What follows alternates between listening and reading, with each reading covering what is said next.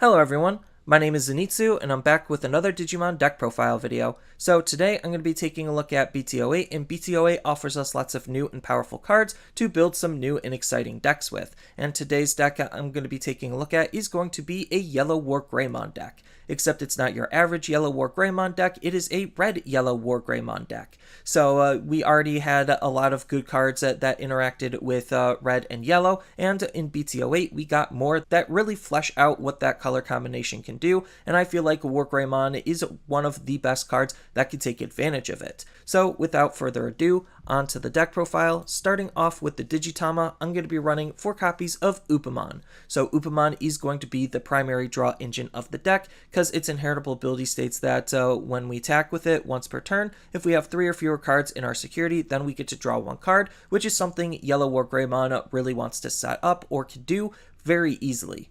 And then the 5th Digitama could really be anything you want it to be, but I'm going to be using 1 copy of Koromon because it has that same condition that Upamon has, where we want to be at 3 or fewer cards in our security to reduce the opponent's Digimon's DP by 1,000, so it's just helping with the control aspect of the deck rather than drawing us a card, but because it has that same style of condition, it just is a really good and easy Digitama for us to want to use.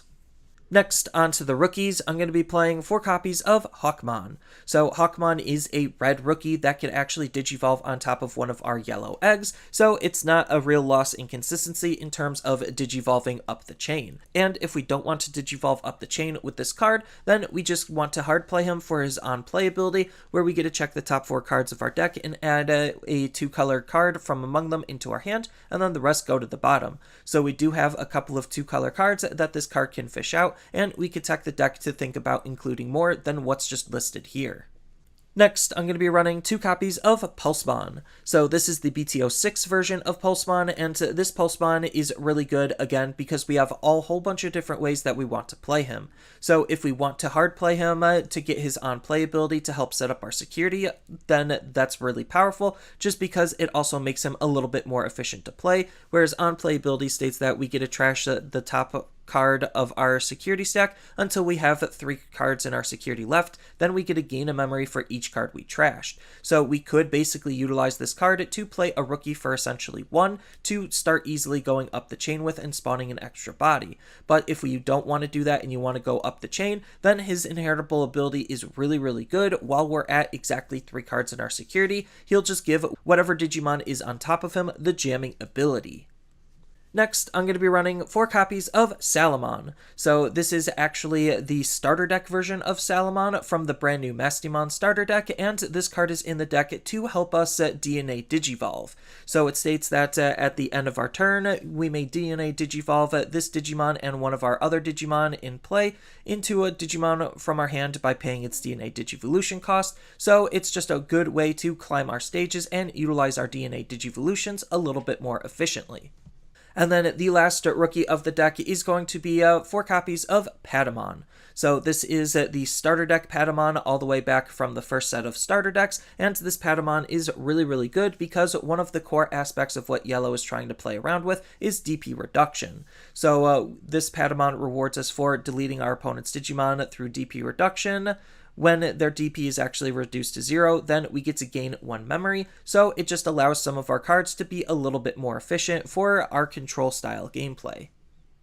Next, on to the champions, I'm going to be running 4 copies of Silphymon. So Silphymon is a red Digimon that isn't losing us any consistency in terms of utilizing it to digivolve up the chain, because it can digivolve off of a yellow level 3s, so that's really nice there. But if we don't want to use this to digivolve on top of our level 3s, then he has a nice ability that lets us hard play him for a little bit cheaper, where if we have a yellow Digimon in play, then we could reduce this play cost by 1 from playing him from our hand. So the whole idea is he's just a good card to try to line up our DNA Digivolutions in combination with Salomon. Then on top of that, his inheritable ability is actually pretty good for this deck, only doubling down on the control style of that we're passively doing, where it's a when attacking ability. If we have a yellow Digimon in play, we get to delete one of the opponent's Digimon with 5,000 DP or less, making our DP reduction a little bit more valuable, having a wider range of Digimon it could actually delete.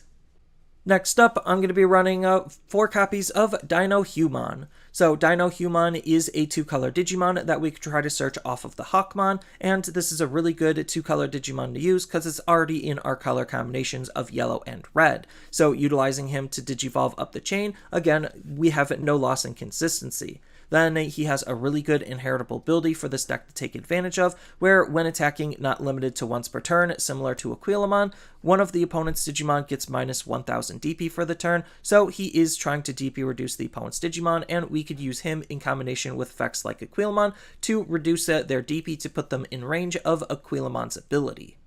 And then the last champion of the deck is going to be 4 copies of Mimikmon. So Mimikmon is a pretty interesting and underutilized card, and I think this card is actually really good because it's acting similar to Aquilomon, where the whole idea of this card is if we don't want to use him to Digivolve, then he's just one of the best and cheapest level 4s we have to be able to hard play him. So his on-play ability states that if we have 3 or fewer cards in our security, which we could easily set up thanks to some of our other cards, then we get to gain 2 memory, effectively making him a level 4 that only costs 2 to hard play, which is really good and powerful to be able to line up a DNA Digivolution utilizing this card. Next, on to the Ultimates, I'm going to be running 4 copies of RizeGreymon. So this is the BT04 version of RizeGreymon, and this is the older style of 2-color Digimon. So unfortunately, we won't be able to search it off of our Hawkmon because it's only going to be a yellow Digimon while it's on the field, but it's still, like a lot of our other cards, that can Digivolve off of yellow and red, so there's no real loss in terms of tempo and consistency when trying to climb up our stages. Then this card is really good at helping us set up our Tamers, which Tamers are ordinarily really hard to play if you're not playing them in the early game. So his Digiburst 2 ability allows us to play a red or yellow Tamer with a play cost of 4 or less from our hand for free. So it's just an easy way to set up our Tamers to do more powerful things with, and he even has a nice when attacking inheritable ability of when attacking, not limited to once per turn. If you have a Tamer in play, then one of your opponent's Digimon gets minus 2000 DP, so it's just continuing the DP reduction that we possibly can add on top of the deletion abilities that we could extend our ranges with thanks to the DP reduction. And then the last ultimate of the deck is going to be 4 copies of Silphymon. So Silphymon is going to be the big DNA Digivolution we're trying to line up, because DNA Digivolving for 0 with a red level 4 and a yellow level 4 is going to be a little bit more fruitful than Digivolving for 4 on top of a red or yellow Digimon. Granted, we could still do that if we wanted to, but the whole idea is to try to have Dinohumon out and then either hard play Aquilomon or Mimikmon to be able to easily DNA Digivolve up. But if we really wanted to, we could even just line up a Mimikmon Aquilomon play and DNA Digivolve that way, but I digress, and we just have lots of different ways to be able to get up into this card.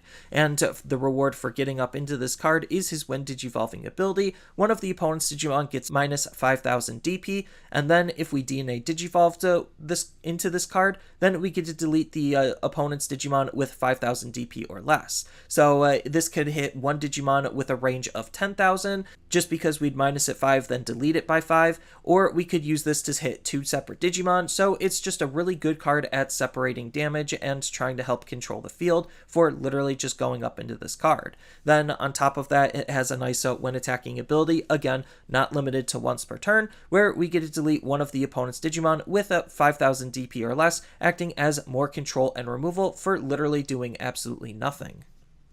Next, on to the Megas, I'm going to be running 4 copies of WarGreymon. So this is the yellow WarGreymon. So what this card is doing is he has a when attacking once per turn ability, where we get to add the top card of our security to our hand. So we're not only reducing our own security, but it's going into our hand for extra consistency so we could see more cards. Then on top of that, the reward for doing that is we get to unsuspend this card and have one of the opponent's Digimon get minus 6000 DP until the end of the turn. So for swinging with this card, we're reducing our security, reducing the opponent's Digimon's DP, and restanding him for multi-attack potential to trigger our various abilities multiple times. So it's just a good card to combo with everything that the deck is trying to do, fitting on theme and on color. And then the last mega of the deck is kind of a flex spot. It could be really whatever you feel like you want to use. I'm going to be running 2 copies of Kazuchimon just because WarGreymon, the way he wants to play, we do want to try to damage ourselves and get our security rather low, so we just need a good way at trying to help refresh or refill it, and Kazuchimon is one of the best ways that we have. So he has lots of different ways that we could utilize him based on the different states of the game. So when we Digivolve up into him, if we have 3 or more cards in our security, then we get to gain 2 memory. So if our security is fine, then he basically is a 12k that only costs 3 to evo, which is really good. Or if we have 2 or fewer cards in our security, then we get to recover 1 until we are at 3 security. So if we're at 0 security, we Digivolve into Kazuchimon, then he'll just put us back up to 3 security, which could be really strong to try to keep us in the game. Then on top of that, he has a nice ability that could allow us to be relatively aggressive, where during your turn, while we have 3 or more cards in our security, then this Digimon gains security attack +1, so he has the potential to be able to hit a little bit harder than some other yellow cards. And then the last mega and only level 7 of the deck is going to be 1 copy of Chaosmon Valdur. So this is another flex spot in the deck. You don't necessarily have to run a level 7 if you don't want one, but I feel like for what the deck is trying to do, Chaosmon Valdur is still just a really decent card to incorporate. So he has a nice when Digivolving ability where we get to activate it twice of reducing one of the opponent's Digimon's DP by 7,000. So again, we have multiple different ways to utilize this card to try to DP reduce the opponent's Digimon. We could stack it on 1 Digimon to try to delete a large body, or we could try to separate these instances to be able to hit 2 different Digimon.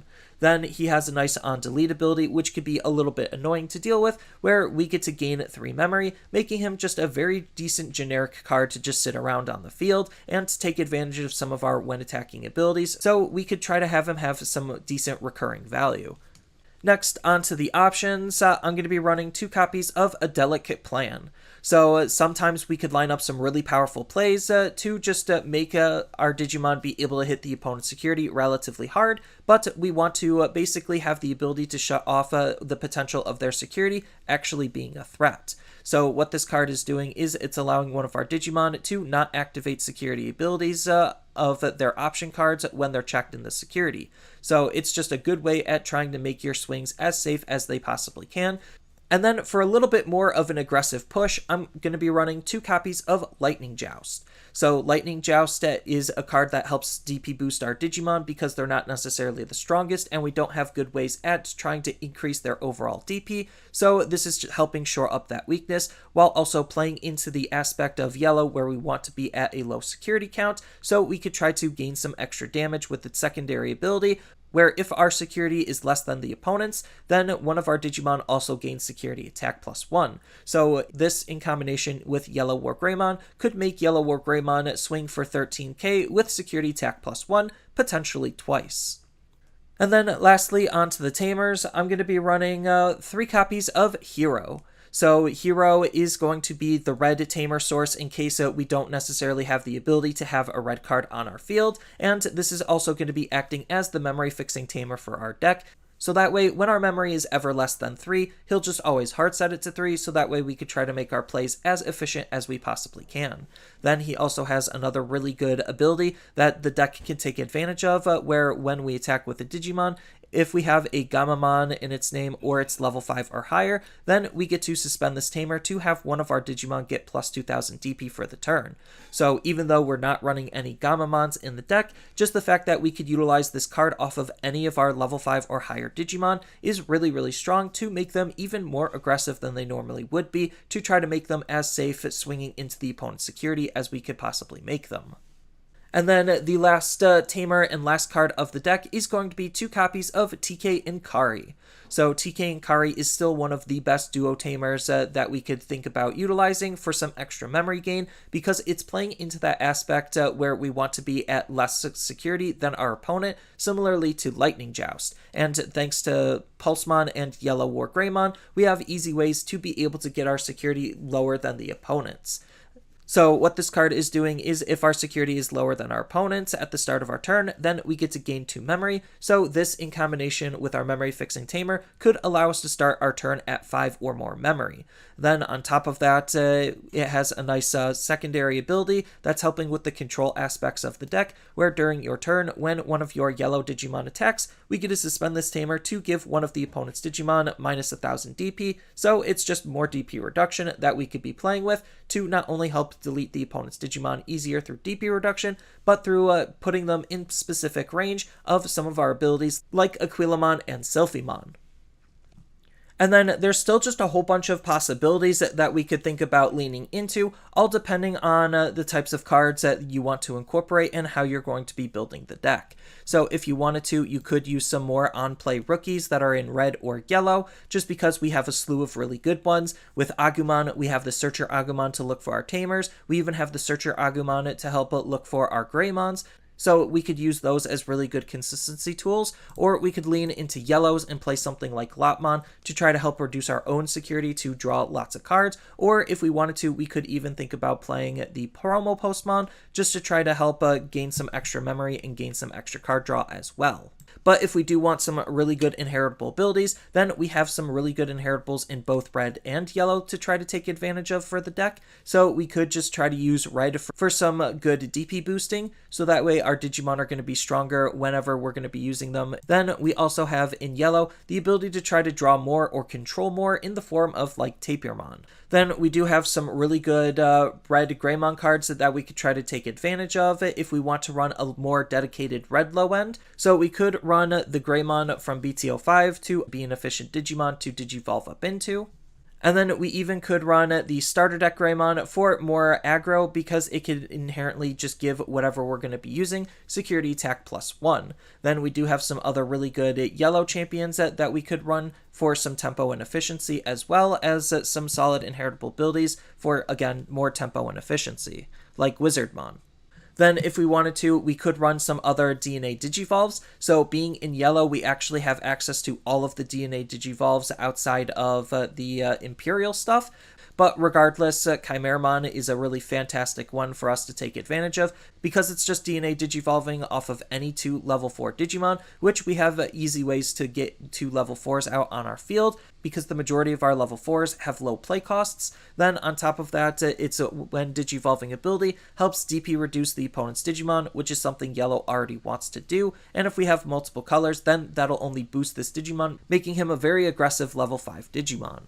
But if we are worried about our security and we want more ways to recover, then we could dip a little bit into the blue and yellow color combination, because that is where a lot of mid-level recovery is. So we could think about utilizing the Angemon stuff, just again, because it helps us recover, and it's still in the yellow color combination to make our deck not lose any efficiency in terms of evolution. And then on top of that, we also have Shakuamon, this brand new version of him, to act as another DNA Digivolution to easily go up our stages and be able to recover with this ability and possibly bounce, while adding some extra DP reduction into the deck. Then as far as the alternative Mega, like I stated, you don't necessarily have to run Kazuchimon if you don't want to. We could run a Zulongmon because he's playing similarly to how WarGreymon wants to play, where he allows us to multi-attack with some of our Digimon on top of reducing our own security for various benefits. So he's just a good card to play on theme with how WarGreymon wants to be played with. Or if you wanted to, you could lean a little bit heavier into the recovery aspect of your supporting level 6. So if you wanted to run a 2-color card that helps us recover, then Ophanimon Fall Down Mode is really good at that, while also being able to pull back at level 4 or lower Digimon when it gets deleted, if it gets deleted. Or we could run something like Dynasmon, we could run any of the Seraphimons. So we have lots of different options in terms of cards that help us recover while also being aggressive at the same time. Or if you just want to run a more dedicated 2-color Greymon deck, then we do have the option of being able to play some red WarGreymons and red level 6s as well. So you could just run something as simple as WarGreymon from BT01 to natively have that delicate plan part attached to him and have him deal some extra security damage at the same time. But there's just a whole slew of various other options that you could take advantage of for both of those colors, because we're playing with both of those colors.